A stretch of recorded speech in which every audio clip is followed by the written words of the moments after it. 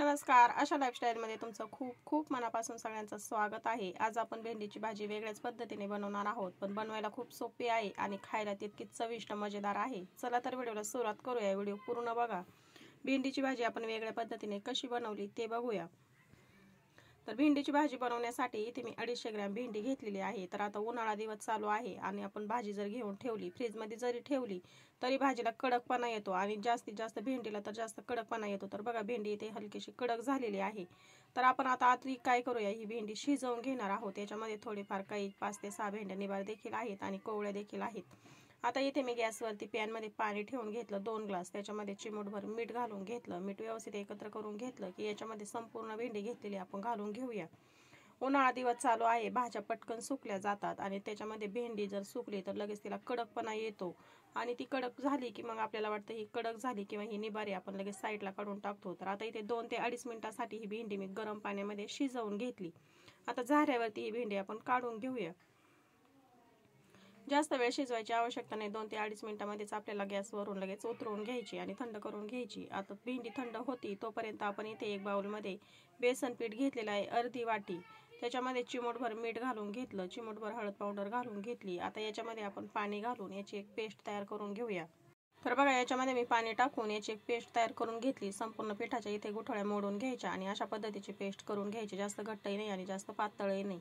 आता ही बनवून घेतलेली पेस्ट आपण साईडला ठेवूया आणि एक मसाला बनवून घेऊया। तर आपण इथे 1 चमचा भरून जिरे पावडर घेतलेली आहे, ती एक वाटीमध्ये काढून घेऊया। 1 चमचा इथे मी धना पावडर घेतलेली आहे, ती देखील घालून घेऊया। आता याच्यामध्ये 1 चमचा आपण लाल तिखट घालून घेणार आहोत।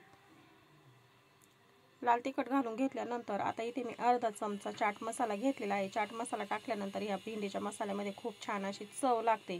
तर 1 चमचा इथे मी कस्तुरी मेथी घेतलेली आहे, ती देखील घालून घेऊया। इथे मी गोडा मसाला घेतलेला आहे, तर 1 चमचा भरून इथे मी गोडा मसाला घालून घेणार आहे। तुमच्याकडे किचन किंग मसाला किंवा रोजच्या भाजीचा तुम्ही जो कुठला मसाला वापरत असाल तो मसाला घेतला तरी देखील चालेल। आता हे एकत्र करून घेतलंय, याच्यामध्ये आपण चिमूटभर हिंग घालून घेऊया। अशा पद्धतीने मसाले अगोदर एकत्र करून घेतले, याची पेस्ट बनवून घेतली की मसाले अजिबात करपत नाही। आता याच्यामध्ये थोडंसं पाणी घालून याची एक पेस्ट तयार करून घेऊया। तर बघा पेस्ट तयार झालेली आहे। आता मस्त असं आपण हे साईडला ठेवूया आणि भेंडी आपली इथे थंड झालेली आहे बघू शकता आणि कोरडी देखील झालेली आहे आणि किती मऊ झालेली आहे तुम्ही बघू शकता। सुरुवातीला भेंडी अगदी कडक होती आणि आता आपण अशा पद्धतीने 2-2.5 मिनिटांसाठी गरम पाण्यात शिजवून घेतली की भेंडी अगदी मऊसूत झालेली आहे। आता ही भेंडी आपण चिरून घेऊया।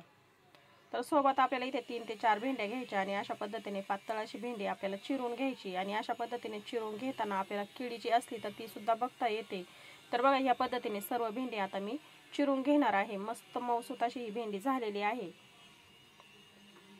अशा पद्धतीने संपूर्ण भेंडी आता इथे मी ह्याच पद्धतीने चिरून घेणार आहे। मस्त कोरडी झालेली आहे, अजिबातही ओली नाही। तर एक बाउलमध्ये चिरून घेतलेली भेंडी काढून घेतली। आता बेसन पिठाचं जे आपण मिश्रण तयार करून ठेवलं होतं ते आपण चमच्याने पुन्हा एकदा एकत्र करून घ्यायचे आणि या भेंडीवरती घालून घ्यायचे। संपूर्ण बेसन पिठाचं मिश्रण आपण भेंडीवरती घालून घेतलं। आता हे एकत्र करून घेऊया चमच्याने।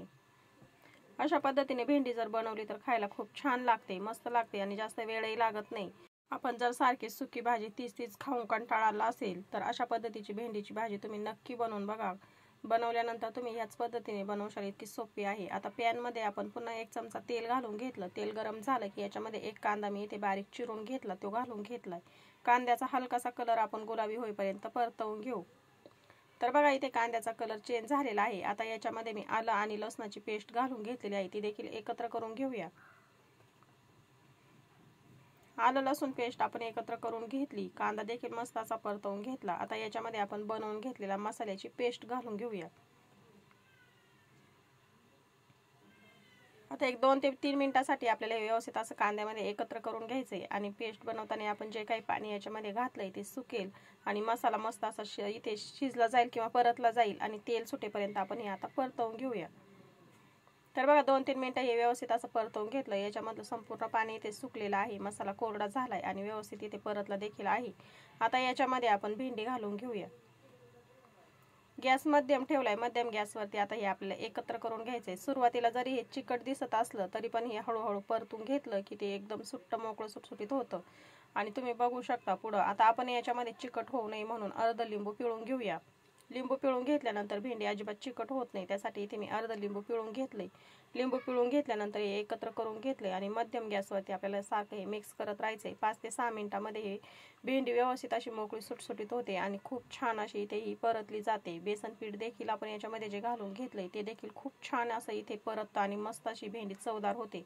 तर बघा इथे हलकंसं सुटसुटीत व्हायला सुरुवात झालेली आहे. 5-6 मिनिटांमध्ये ही भेंडी अगदी मोकळी सुटसुटीत होते, कोरडी आणि परतून देखील होते. तर कलर तुम्ही बघू शकता, मस्त कलर आलेला आहे आणि याच्यामध्ये जे आपण बेसन पीठ घालून घेतले ते देखील मस्त असं इथे भाजलेलं आहे किंवा परतलेलं आहे. आता याच्यावरती मी पुन्हा थोडंसं 2 चिमूटभर मीठ घालून घेतलेलं आहे. आता ते एकत्र करून घेऊया. आणि भेंडीचा कलर आणि बेसन पिठाचा कलर तुम्ही बघू शकता, मस्त कलर आलेला आहे. अशा पद्धतीने तुम्ही एकदा भेंडी नक्कीच बनवून बघा. तर बघा हे एकत्र करून घेतले मीठ घालून घेतल्यानंतर आणि भेंडी आपली इथे आता मस्त अशी शिजवून किंवा परतून तयार झालेली आहे. आता भेंडीची भाजी आपली इथे तयार झालेली आहे. गॅस बंद करूया आणि एक बाउलमध्ये ही भाजी काढून घेऊया. तर अशा पद्धतीने भेंडीची भाजी तुम्ही नक्की बनवून बघा, घरामध्ये सगळ्यांना आवडेल आणि ह्याच पद्धतीने बनवशाल. तर आजचा व्हिडिओ कसा वाटला कमेंटमध्ये नक्की सांगा. तुम्हाला जर हा व्हिडिओ आवडला असेल तर व्हिडिओला एक लाईक नक्की करा. चॅनलवरती जर तुम्ही नवीन असाल तर चॅनल सबस्क्राईब करा. शेजारी बेल आयकॉनचं बटन जे आहे ते क्लिक करा, म्हणजे मी अपलोड केलेले व्हिडिओ तुम्हाला लगेच बघायला भेटतील. वेळात वेळ काढून व्हिडिओ बघितल्याबद्दल धन्यवाद.